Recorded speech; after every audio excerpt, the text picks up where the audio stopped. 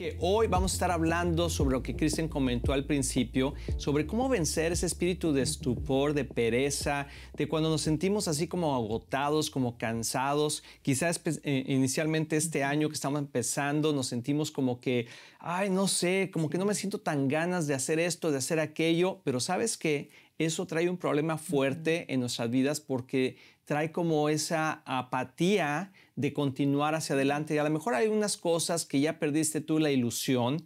Por ejemplo, la ilusión de tu matrimonio, la ilusión con tus hijos, del trabajo, de aquella promesa que estás esperando que no se ha cumplido. Pero muchas veces nosotros tenemos parte en ello porque tenemos esa opresión que se llama un espíritu de estupor.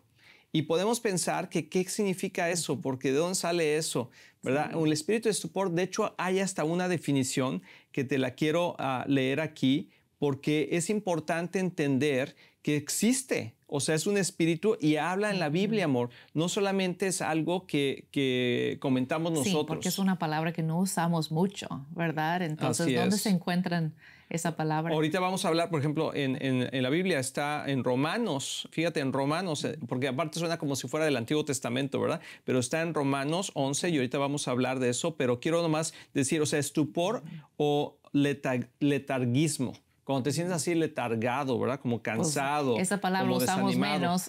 Letargado está todavía peor, pero yo creo, y le pasa mucho a los jóvenes, amor, que andan así como arrastrando la cobija, sí, y cansados. Y hay ciertas cosas que son porque no hacemos ciertas cosas físicas. O sea, sí tiene un trasfondo físico, pero también tiene un trasfondo espiritual. Y emocional. Y emocional, así es. Entonces, la palabra dice, por ejemplo, en Romanos 11, eso está muy interesante porque está hablando Pablo y dice, por tanto pregunto, ¿acaso rechazó Dios a su pueblo? Y está hablando de la falta de esas promesas cumplidas o de ese avance en nuestra vida. Y a lo mejor tú y yo también nos sentimos así de repente. Sí. Como que no sentimos que estamos avanzando mucho, que estamos afectando nuestro matrimonio, nuestros hijos. Sí. Y sabemos que tenemos que hacer algo, pero como que no nos da las ganas de hacerlo. Pues es un ciclo vicioso, porque cuando uno se siente desanimado y cansado,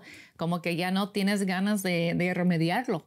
Entonces, por eso la depresión es tan dañina, porque pues uno se queda como estancado.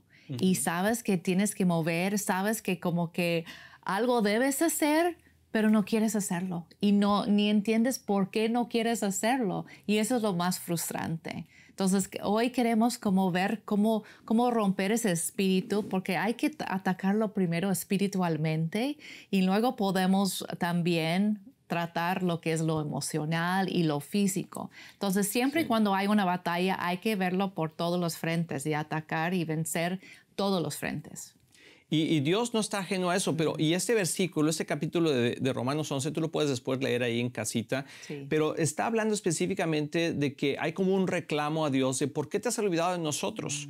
Pero hay una respuesta, porque Dios dice, Dios no se ha olvidado de nosotros. Voy a continuar, dice, de ninguna manera. O sea, Dios no se ha olvidado de su pueblo. Y entonces Pablo da todo una reseña de quién es él, que él nació judío, etcétera, etcétera. Pero luego dice, porque ha habido tantas cosas y así le pasó a Elías. Elías estuvo pensando en que Dios había olvidado de ellos, ¿verdad? Porque dice el Señor, y voy a leer esta parte que está aquí, dice, ¿o no saben lo que dicen las Escrituras en el caso de Elías cuando se quejó ante Dios contra Israel?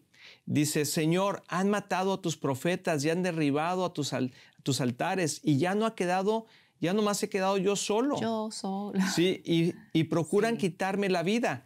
Y entonces eso es importante porque a lo mejor tú y yo estamos luchando con cosas en nuestra vida, en nuestro matrimonio. Vemos que el mundo está de cabeza, vemos que la educación a nuestros hijos está de cabeza, los principios morales están por el suelo, la violencia, las guerras, el hambre, y decimos, Señor, ya no más estamos nosotros. Sí, y la primera tentación es el egoísmo de poder decir solamente yo. ¿No? Así es. Y eso es lo que pasa. Empezamos a enfocarnos todo en nosotros mismos y luego perdimos esa perspectiva más grande. Así es. Y eso es lo que Dios quiere darnos. Y sí, porque Dios contesta, ¿verdad? En el número 4 dice, pero ¿qué le dice la respuesta divina? O sea, la respuesta que viene de Dios. Dice, he dejado para mí 7,000 hombres que no han doblado la rodilla delante de Baal.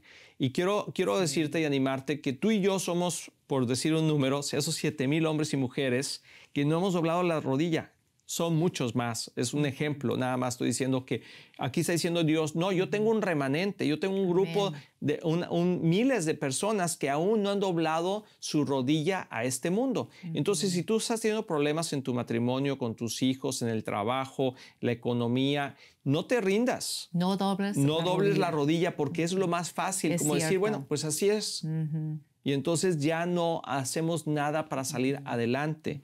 Y voy a continuar, dice, así también en este tiempo presente se ha levantado un remanente según la elección de gracia. Dios por su gracia ha levantado un remanente en medio de todo este mundo de tanta necesidad para que podamos hacerle frente a lo que el enemigo está tratando de hacer. Y si es por gracia, no procede de nosotros, ¿verdad? De otras obras. Entonces dice, ¿qué pues diremos entonces? Lo que Israel buscó no lo alcanzó. Punto que, o sea, hay gente que está en Cristo y no está alcanzando las promesas de Dios y está llevando una vida de pérdida, una vida de miseria, una vida de desánimo, una vida de estupor, de agotamiento, ¿verdad? Pero dice aquí, y no alcanzaron esas promesas, pero los demás, pero algunos sí las alcanzaron, pero los elegidos sí las alcanzaron.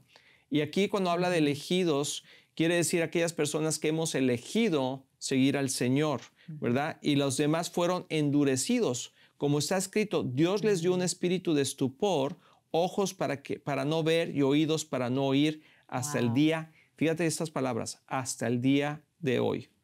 Entonces hay una enseñanza aquí muy fuerte que a veces decimos, Señor, ¿por qué te has olvidado de mí? Y el Señor dice, no me he olvidado de ti, de ninguna manera. Pero tú tienes que decidir caminar de acuerdo a mi espíritu, como matrimonio, como familia, como esposo, esposa, como hijos, porque si no, el espíritu de estupor va a caer sobre ti y va a caer como ese desánimo, esas faltas de hacer las cosas, ese decir, no, ya para qué, mejor nos divorciamos, no, esto ya no tiene remedio, etcétera, etcétera, etcétera. Y veo ahí como la raíz de eso es la idolatría. Como eso parece, por lo que estaba leyendo, que eso abrió la puerta a ese espíritu de estupor para que Dios dijera no más, ¿no? Y mandó, es como un castigo, ¿verdad? Sí. Sobre ellos, pero no era nada más porque sí, porque como que... Me caes mal. Exacto. Entonces a ti sí y a ti no. No, es porque abrieron la puerta con la idolatría y su desobediencia. Entonces tenemos que primero checar nuestro corazón si sentimos siempre agotadas o agotados, siempre con el desánimo, depresión. Hay que ver, ¿hay idolatría en mi vida? ¿Quién estoy en realidad adorando? ¿Estoy adorando a quién? ¿Estoy adorando a mi Dios o estoy adorando a mis propias fuerzas, mi capacidad o mi falta de capacidad? Me estoy tan enfocado en mí misma o mí mismo que no puedo ver a Dios actuando a mi favor. Y eso es el primer, como que para mí, es el primer clave de vencer ese espíritu. Es primero darnos cuenta de idolatría en nuestra vida.